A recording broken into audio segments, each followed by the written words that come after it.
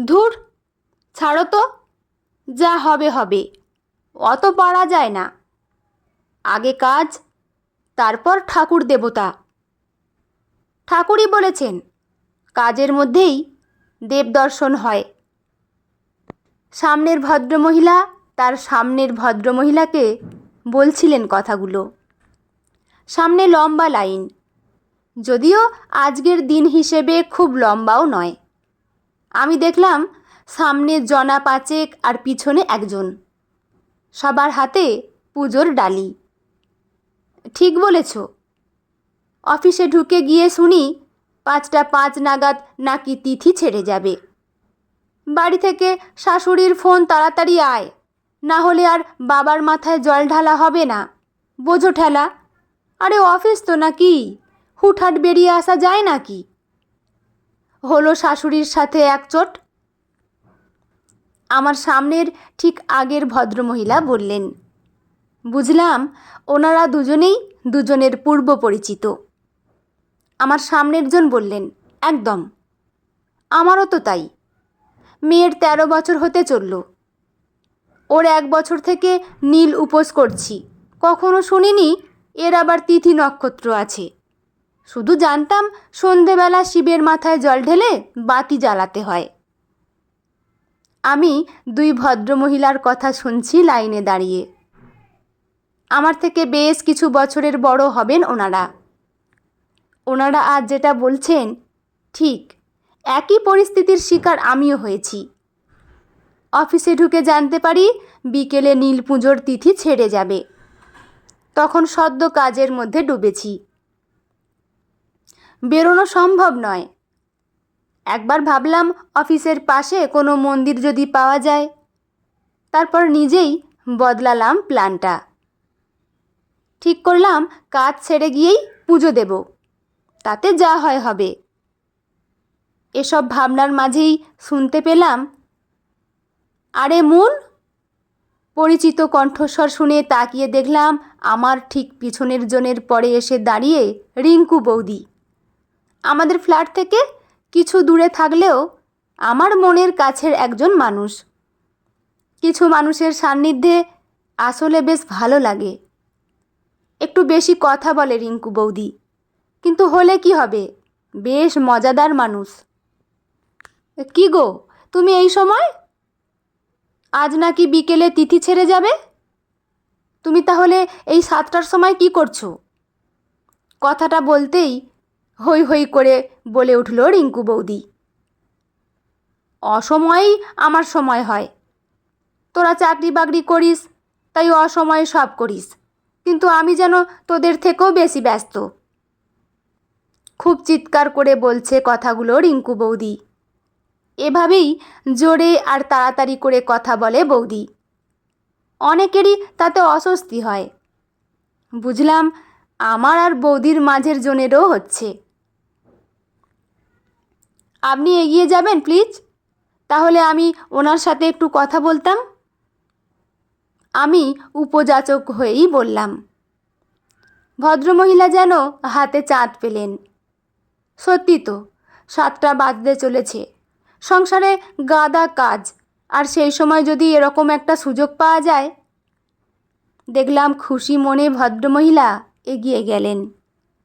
আমি এবার রিঙ্কু বৌদির ঠিক পাশে, ওর পিছনে আর কেউ নেই।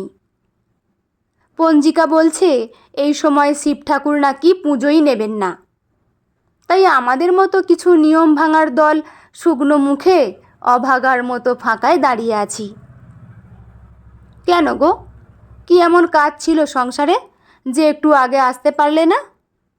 আমি রিঙ্কু বৌদিকে বলতেই বৌদি মুখ বেঁকিয়ে বলল, কাজ? কিসের কাজ? বুড়িটা আবার বিছানা নিয়েছে, কাল কোমর ভেঙেছে। বুড়ি মানে রিঙ্কু বৌদির শাশুড়ি, মানে সঞ্জুদার মা। জেঠিমা মানুষটা একটু আদুরে, আতুপুতু।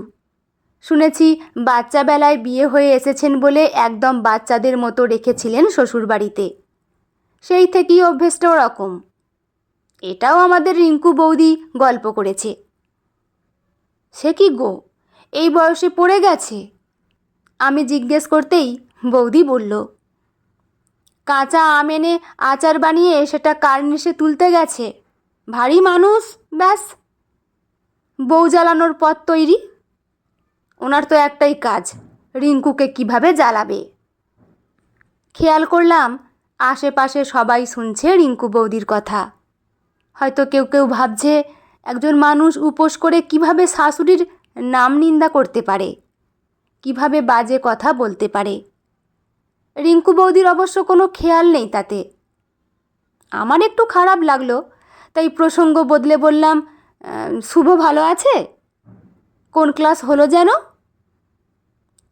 সেই যে পড়লো সেই থেকে বিছানায়, বাথরুম পায়খানা নাও সামলাও সব, অসহ্য লাগে। দুপুরে খাইয়ে দিলাম, তারপর দেখলাম ঘুমাচ্ছে।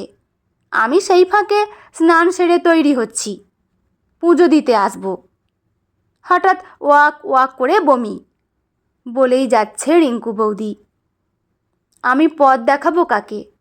ও যে পথ বদলাতে অনিচ্ছুক, কিছুতেই শাশুড়ির থেকে শুভতে নিয়ে যেতে পারলাম না। অগত্যা আমি বললাম, এই হে, আবার বমি কেন? রিঙ্কু বৌদিকে দরকার ছিল না জিজ্ঞেস করার, তাও ওর দুঃখে সাথে আছি বোঝানোর জন্য করেই ফেললাম। কেন আবার? সকাল থেকে ভাঙা কোমর নিয়ে উনি উপোস করেছেন। ছেলে নাতি নাকি মরে যাবে উনি উপোস না করলে। ভাত খাওয়াবো বললাম, ওষুধ আছে খাও। এমন কান্না জুড়ল, শেষমেশ জোর করে একটু সাবু খাইয়ে দিতেই ব্যাস অ্যাসিড হয়ে গেছে। সেসব সামলে আবার স্নান করে তবে আসলাম। কারণটা জেনে সত্যি খারাপ লাগছে আমার রিঙ্কু বৌদির জন্য। এই মুন, দুটো 1 টাকার কয়েন দিবি ভাই? দেখলাম প্রশ্নটা করতে করতে একটা 2 টাকার কয়েন আমার সামনে ধরল বৌদি। আমার ব্যাগে 3টে 1 টাকা ছিল আমি জানি।